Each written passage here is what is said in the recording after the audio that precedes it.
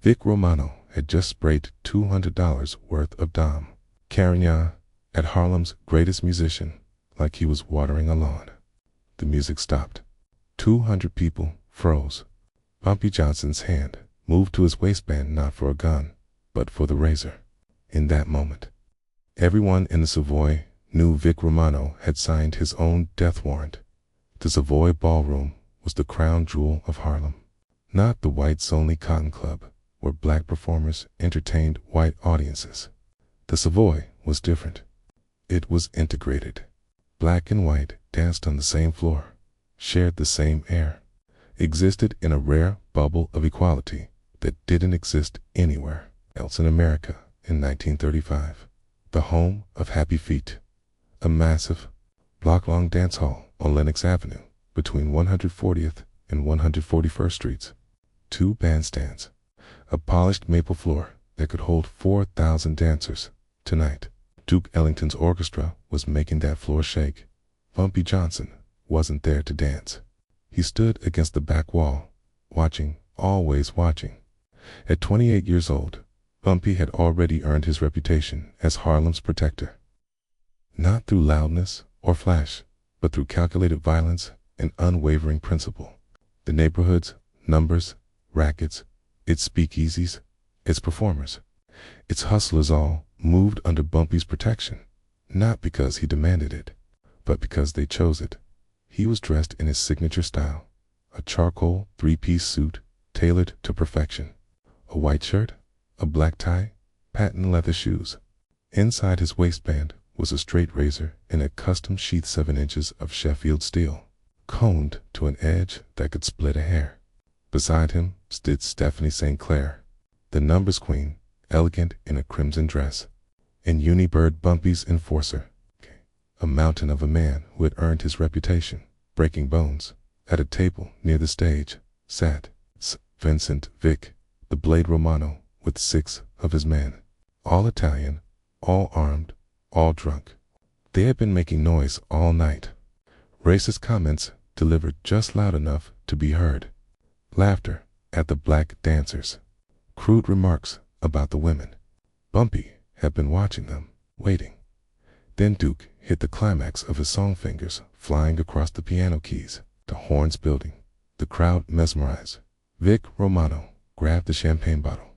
He stood up, popped the cork, and sprayed it directly at Duke Ellington. The champagne hit Duke mid-note, soaked his tuxedo, splashed onto the piano, got into his face, his eyes. The orchestra faltered. The music died. Duke stood there dripping, his face frozen in that careful neutrality black performers had learned to wear when white men humiliated them. Vic laughed, loud and cruel. Dance boy, earn that paycheck. The Savoy went silent. Not the comfortable silence of a pause between songs, but the suffocating silence of 200 people holding their breath, knowing something terrible was about to happen. Bumpy Johnson pushed off the wall and started walking. His footsteps echoed across the polished floor. Click, click, patent leather on maple. People moved aside without being asked. The crowd parted like the Red Sea. Bumpy's right hand rested on his waistband. Casual, deliberate. Everyone in that room who knew him recognized the gesture. Not a gun, the razor dot. Vic was still laughing when Bumpy reached the table. The laughter died when he looked up and saw Bumpy's face. No anger, no rage, just empty, cold calculation, the expression of a man deciding exactly how much pain to inflict. Stand up, Vic, Bumpy said, quietly. It wasn't a request. Vic tried to grin, tried to play tough. What's your problem, boy? The word boy echoed through the Savoy like a gunshot. Bumpy didn't blink. His hand moved to his jacket slowly, deliberately. He pulled out the razor, still in its sheath, and held it in his palm. The dark leather stark against his skin. I said, stand up. This time, Vic stood. His 6 men reached for their weapons. Tell your boys, Bumpy said, his voice cutting through the room like the blade he carried, if they clear leather. They won't live long enough to regret it. The 6 men froze. Everyone in Harlem knew the stories. 3 enforcers collecting Schultz's tribute last month, found in an alley with their throats opened.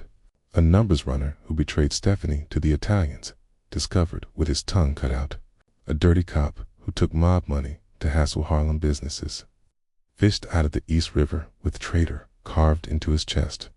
Bumpy Johnson didn't make threats. He made promises, and he always kept them. Bumpy stepped closer to Vic, close enough for him to smell the bergamot cologne, close enough to see the absolute emptiness in Bumpy's eyes. "You sprayed champagne at Duke Ellington," Bumpy said, his voice barely above a whisper, yet somehow carrying to every corner of the ballroom. "During his performance in Harlem. You want to explain to me why you thought that was acceptable?" Vic tried to rally.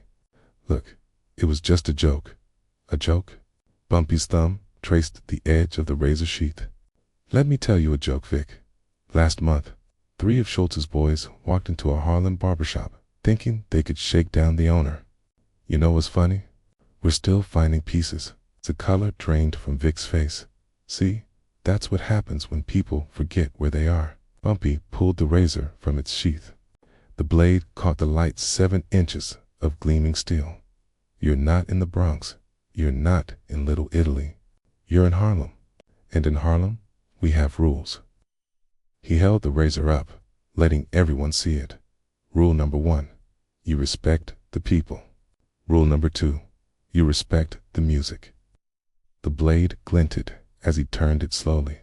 "Rule number 3, you don't humiliate Duke Ellington and expect to walk out of here with the same face you walked in with." Vic's hands were shaking now. "I'm connected. I'm with Dutch Schultz." "Dutch Schultz." Bumpy laughed, cold. "You think that name scares me? Dutch Schultz doesn't own Harlem. Lucky Luciano doesn't own Harlem." He stepped closer, the razor between them. "You want to know who owns Harlem? We do. Every person in this ballroom. Every musician on that stage. Every dancer on this floor. This is our kingdom, and I'm the man they trust to protect it." Vic was sweating now. "What do you want?" "I want you to understand something," Bumpy said softly. "You came into the Savoy thinking you could do whatever you wanted because you're Italian, because you're connected, because you have a gun and 6 men backing you. But you made one mistake." He let the silence hang. "You forgot that a razor is personal." The blade moved, not threatening, just a casual adjustment. Vic flinched anyway. "So here's what's going to happen," Bumpy continued. "I'm going to give you 2 choices. Choice 1, you apologize to Duke Ellington loud and clear in front of everyone. Then you walk out of the Savoy. You leave Harlem. You tell Dutch Schultz this neighborhood is permanently closed to Italian business." Vic swallowed. "And choice 2, Bumpy smiled, the kind of smile that made men empty their bowels. "Choice 2 is I open this razor and show you why they call me the King of Harlem." He leaned in until their faces were inches apart.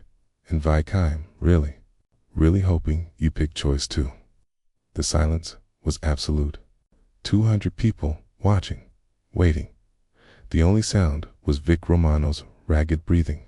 "Because you see," Bumpy continued, his voice dropping to a whisper, "guns are impersonal. You pull a trigger, a man drops clean. Simple. But a razor." He turned the blade slowly, catching the light. "A razor requires commitment. You have to get close. You have to look a man in the eyes while you open him up. You have to hear him beg. You have to smell his fear." He paused. "And I've gotten very good at it." Vic's knees buckled slightly. One of his men moved to support him. "So what's it going to be, Vic?" Bumpy asked. "An apology or a demonstration?" Vic's voice came out as a croak. "I'll apologize, louder." "I don't think Duke heard you." Vic turned toward the stage, where Duke still stood frozen, watching the surreal confrontation unfold. "I apologize," Vic said, his voice cracking. "Mr. Ellington, I apologize. It was disrespectful. It was wrong. Cup at him when you apologize, Bumpy commanded. Show him the respect you should have shown from the beginning. Psst. Vic met Duke's eyes. I'm sorry, Mr. Ellington. Truly, it won't happen again. Bumpy turned to Duke. You accept his apology, Duke? Duke Ellington, the most dignified man in Harlem, a genius who had spent his life navigating white America's disrespect with grace, looked at Bumpy Johnson, defending him with a razor, and tears filled his eyes. Yeah, Bumpy, I accept. Bumpy nodded, then turned back to Vic. The razor was still in his hand, still open. Good. Now, here's what happens next. You and your boys are going to walk out of the Savoy, slowly, calmly, like men who just learned a valuable lesson about geography and respect. He stepped closer. But Vic, if I ever hear your name in Harlem again, if you ever set foot north of 110th Street, if you even think about this neighborhood, I won't give you choices. I'll just open this razor and paint the streets with you. And when Dutch Schultz asks what happened, I'll send him your tongue in a box with a note that says, Harlem ain't for sale. Bumpy closed the razor with a soft click. The sound echoed like a gunshot. We clear? Vic nodded frantically. Crystal clear. Then get the hell out of my sight. Vic and his crew didn't run, but it was close. They walked out of the Savoy like men leaving their own funeral. The moment they were gone, the tension broke. Someone started clapping. Then another. Then the entire ballroom erupted in applause. Bumpy turned to Duke. From the top. Duke, let's give these people what they came for. Duke sat back at the piano. His hands were shaking not from fear, but from emotion. He looked at Bumpy and mouthed 2 words. Thank you. Bumpy nodded once, then walked back to his spot against the wall. Duke began to play, but this time the music was different, more powerful, more defiant. Duke Ellington wasn't just playing notes anymore. He was playing freedom. He was playing dignity. He was playing the sound of a man who had been defended when he couldn't defend himself. The Savoy erupted, not just applause, but celebration. Everyone in that room understood what had just happened. Bumpy Johnson had drawn a line in the sand. He had told the Italian mob, told Dutch Schultz, told every white gangster who thought they could take Harlem. This neighborhood belongs to us. Our music, our culture, our dignity, and we'll kill to protect it. Stephanie St. Clair walked over and touched Bumpy's arm gently. You enjoyed that? She said with a knowing smile. I enjoyed watching him piss himself, Bumpy replied. But more than that, I enjoyed reminding everyone, including us, that we don't have to accept disrespect just because powerful men expect us to. They'll retaliate, Stephanie said. Schultz won't let this go. Bumpy's hand rested on the razor in his waistband. Let him come. I'll be waiting. Okay. Vincent Vick, the Blade Romano, left New York the next morning. Word spread through Dutch Schultz's organization within hours. Harlem was permanently off limits. Schultz tried to push back. He sent more enforcers. 2 weeks later, they were found in the Harlem River with razors embedded in their chests and a note pinned to one body. Postage paid. Return to sender. Within 3 months, the Italian mob withdrew from Harlem completely, not because they were weak, but because Bumpy Johnson had taught them a lesson economics couldn't. Some territories cost more than they're worth, and Harlem would cost them everything. The Savoy incident became legend the night Bumpy Johnson faced down a made man with a razor and won. Nothing but a razor and absolute conviction. That was the night Bumpy Johnson established himself, not just as a gangster, but as Harlem's protector. Years later, while Bumpy was serving time at Alcatraz for conspiracy, Duke Ellington came to visit. They sat across from each other in the visiting room, the musician and the gangster, separated by a table and a lifetime of choices. Why did you do it? Duke asked. You could have let it go. You could have avoided all of this. He gestured around the prison. Bumpy smiled. Duke, you know the difference between a gangster and a king? Duke shook his head. A gangster takes. a king protects. That night at the Savoy, I wasn't defending you. I was defending what you represent, black excellence that doesn't apologize, doesn't bow, doesn't accept disrespect just because white men expect it. He leaned forward. You think I regret it? That razor opened Vic Romano's eyes that night. It opened a lot of eyes. It showed Harlem that we don't have to accept their terms, that we can fight back, that dignity is worth dying for. Duke's eyes filled with tears. You know what you gave me that night? You gave me pride. For the first time in my career. I wasn't performing despite being black. I was performing because I'm black, because we're excellent, because we matter. You always mattered to Duke, Bumpy said. I know that now, because you showed me. It's March 15th, 1935. The Savoy Ballroom. The night a straight razor defended more than one man's dignity. The night Bumpy Johnson became the undisputed protector of Harlem. The night the Italian mob learned that some kingdoms cannot be conquered. The razor Bumpy carried that night stayed with him for the rest of his life, through prison sentences, through wars with other gangsters, through decades of protecting Harlem's streets. When Bumpy Johnson died in 1968, that razor was found in his pocket, still sharp, still ready, still carrying the message he sent that March night. You can own Manhattan. You can own the Bronx, but Harlem protects its own. And anyone who forgets that lesson learns it the hard way, one razor cut at a time.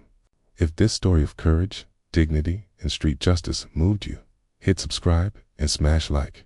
Share it with someone who needs to understand what real leadership looks like, the kind forged in Harlem streets. It's not learned in boardrooms. Drop a comment. What does protecting your community mean to you?